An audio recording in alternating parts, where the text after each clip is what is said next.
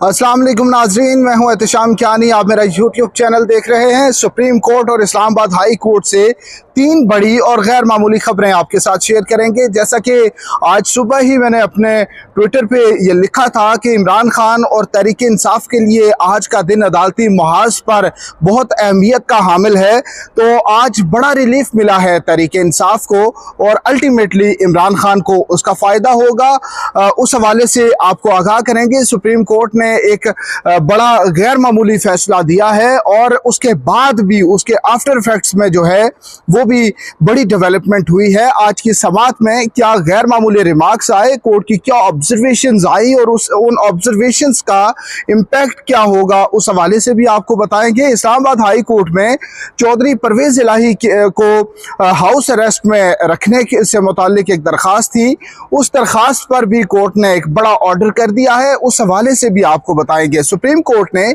मखसूस नशिस्तों के केस में आज जो ऑर्डर किया है उस ऑर्डर का क्या इम्पैक्ट होगा और उसके बाद के इफेक्ट्स जो हैं वो किस तरह से आएंगे, उस हवाले से बताएंगे। तीसरा केस है इमरान खान की 190 मिलियन पाउंड्स केस में जमानत की दरख्वास्त, जो कि तकरीबन 4.5 माह से ज़ेरे समात बल्कि ज़ेरे इल्तवा है, उस पर आज भी कार्रवाई कुछ आगे नहीं बढ़ सकी और आज भी जमानत की दरख्वास्त पर जो हतमी दलाइल होने थे वो नहीं हो सके। उसकी वजह भी आपको बताएंगे। सुप्रीम कोर्ट में जो समात हुई उस हवाले से बताएं कि PTI की, जो कि अब सुन्नी इत्तेहाद कौंसिल, क्योंकि PTI MNAs अब सुन्नी इत्तेहाद कौंसिल का हिस्सा हैं, तो सुन्नी इत्तेहाद कौंसिल की मखसूस नशिस्तें जो कि सुन्नी इत्तेहाद कौंसिल या तहरीक इंसाफ को, चूँकि बल्ले का इंतखाबी निशान नहीं था और आज़ाद उम्मीदवार डिक्लेयर हुए, तो वो जो मखसूस नशिस्तें थी वो इन्हें नहीं दी गई, बल्कि इलेक्शन कमीशन ने दीगर तमाम जमातों में वो उसी निस्बत से, उसी तनासब से बांट दी। ये बंदर बांट हो गई थी कि जिस जमात का मैंडेट है उनको नहीं देना, लेकिन दीगर जमातों में उनको तकसीम कर देना है और बड़ा अनप्रेसिडेंटेड सा वाक़या था।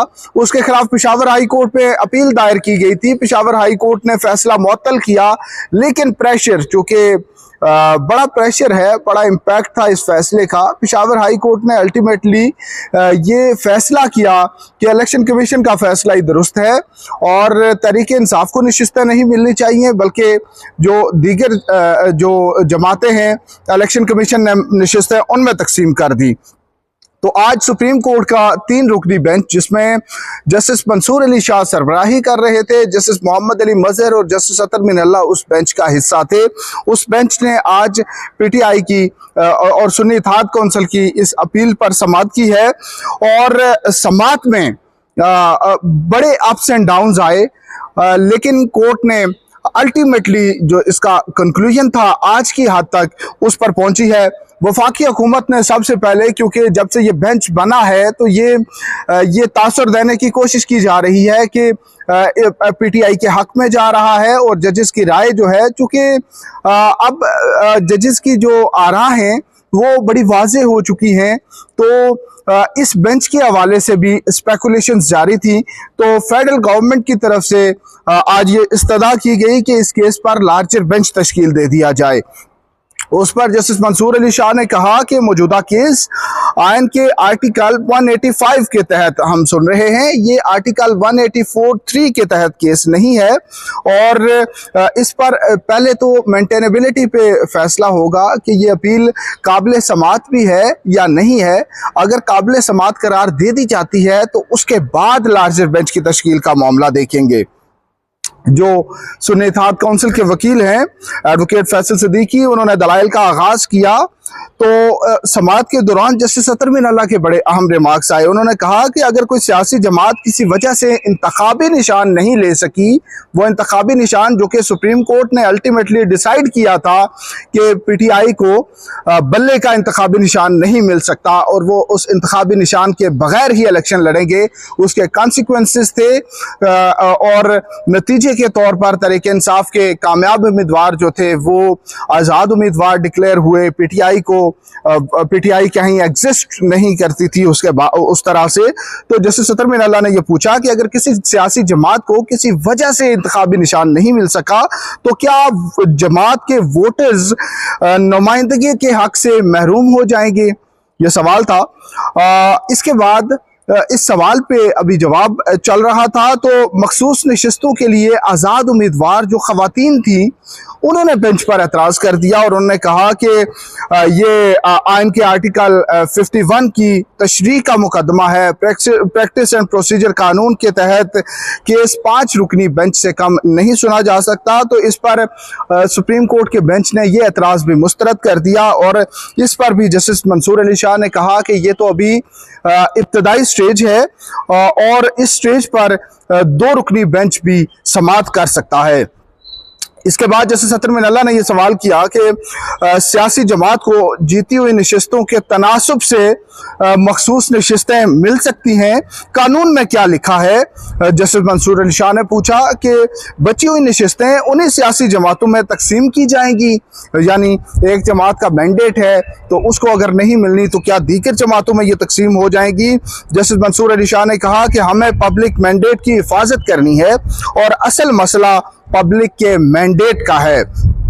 जस्टिस अतर मीनाल्लाह ने कहा कि कानून में कहाँ लिखा है कि इंतखाबी निशान ना मिलने पर वो सियासी जमात इलेक्शन नहीं लड़ सकती। यही सलमान अकरम राजा ने कहा कि यही सवाल लेकर इलेक्शन से कबल में अदालत किया था। जस्टिस अतर मीनाल्लाह ने कहा कि एक बात तो तय है, जिस जमात की जितनी नुमाइंदगी है उतनी ही मखसूस नशिस्तें मिलेंगी और इस तरह से कोर्ट ने एक बात तो बड़ी वाज़ेह कर दी कि तहरीक इंसाफ की मखसूस नशिस्तें जो दीगर जमातों को दे दी गई हैं वो नहीं हो सकता। जस्टिस अतर मीनाल्लाह ने अपनी ये राय बड़ी वाज़ेह तौर पर दे दी है। फिर जस्टिस मंसूर अली शाह ने पूछा कि यह कैसे मुमकिन है कि किसी का मैंडेट किसी और को दे दिया जाए। जस्टिस अतर मीनाल्लाह ने कहा कि पहली बार ऐसा हुआ है कि एक बड़ी सियासी जमात को इंतखाबी निशान से महरूम कर दिया गया हो। तो कोर्ट ने ये मुनासिब समझा कि इलेक्शन कमीशन हुकाम को तलब कर लिया जाए। इलेक्शन कमीशन हुकाम को तलब किया गया, समाअत कुछ देर के लिए कुछ वक्फा किया गया और अटॉर्नी जनरल फेडरल गवर्नमेंट को भी नोटिस किए गए और अब ये तय हुआ है कि ये केस, इसकी नेक्स्ट डेट ऑफ हियरिंग जो है उससे ये रोजाना की बुनियाद पर सुना जाएगा। जस्टिस मंसूर अली शाह ने कहा कि मखसूस नशिस्तों की तकसीम का आईनी असूल क्या है, क्या एक तकनीकी असूल से वो ख़त्म हो जाएगा। अगर एक सियासी जमात ने मखसूस नशिस्तों के लिए फहरिस्त जमा नहीं कराई तो क्या आइन को नज़रअंदाज किया जा सकता है। एक तरफ पार्लिमानी निज़ाम जमहूरियत है, दूसरी तरफ प्रोपोर्शनल नुमाइंदगी है। ये सवाल अहम है कि बांटी गई मखसूस नशिस्तें दोबारा बांटी जा सकती हैं।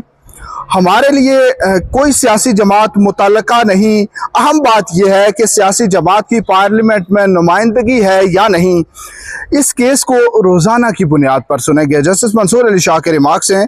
अटॉर्नी जनरल ने कहा कि सुन्नी इत्तेहाद कौंसिल ने अपील में हमें फरीकी नहीं बनाया, पार्टी नहीं बनाया, फिर भी कोर्ट ने कहा कि हम आपको फिर भी बुला रहे हैं, आप कोर्ट में पेश हों और अदालत की मुआवनत करें।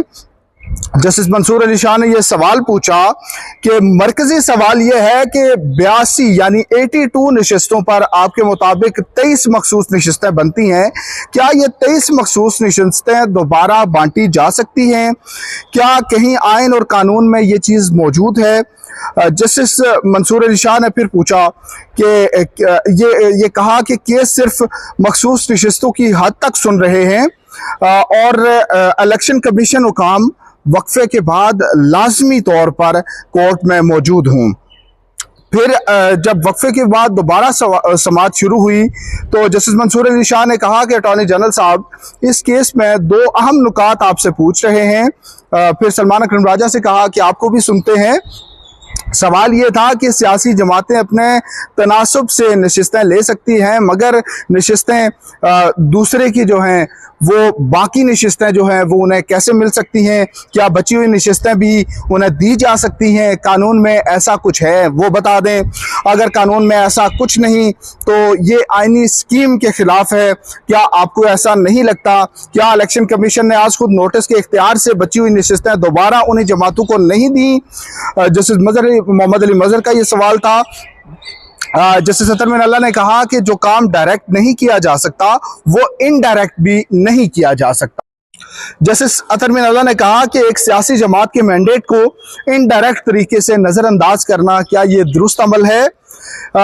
इंतखाबी निशान वापस लेने से मखसूस नशिस्तें कैसे कम हो सकती हैं?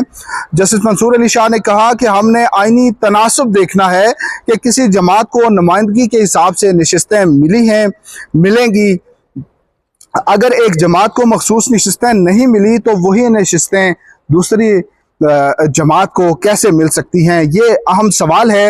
अब कोर्ट ने ये मुनासिब समझा कि पेशावर हाई कोर्ट का फैसला मुअत्तल कर दिया जाए और अपीलें बाकायदा समाअत के लिए मंजूर कर ली जाएं।